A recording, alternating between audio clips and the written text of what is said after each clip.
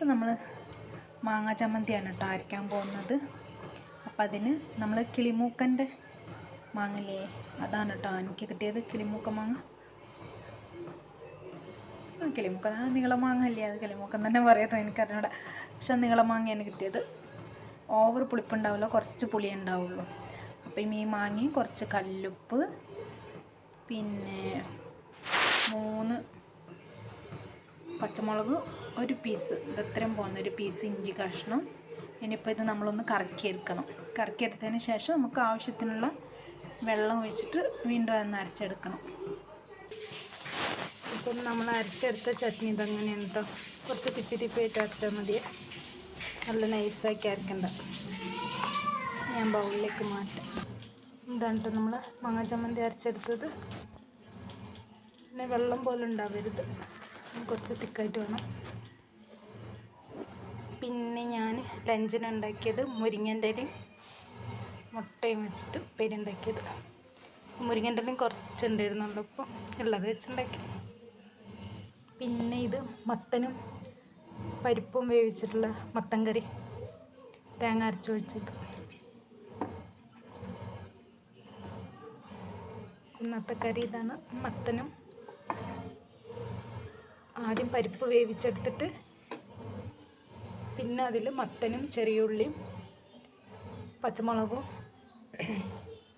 ഒരു തക്കാളി ഇട്ടിട്ട് വീണ്ടും ഒരു 2 വിസിലിട്ടതിന് ശേഷം പിന്നെ തുറന്നതിന് ശേഷം കുറച്ച് മുളക് പൊടി മഞ്ഞൾപ്പൊടി ഇട്ടിട്ട് ഒന്ന് തിളപ്പിച്ചെടുത്തതിന് ശേഷം പിന്നെ തേങ്ങ അരച്ചൊഴി, തേങ്ങയിൽ കുറച്ച് ചെറിയ ഉള്ളിയും ജീരകവും ഇട്ടിട്ട് ഒരു വെളുത്തുള്ളി ഇട്ടിട്ട് അരച്ചൊഴിച്ചതാണ് കേട്ടോ. അപ്പോൾ നല്ലൊരു മണമൊക്കെ ഉണ്ടാവും.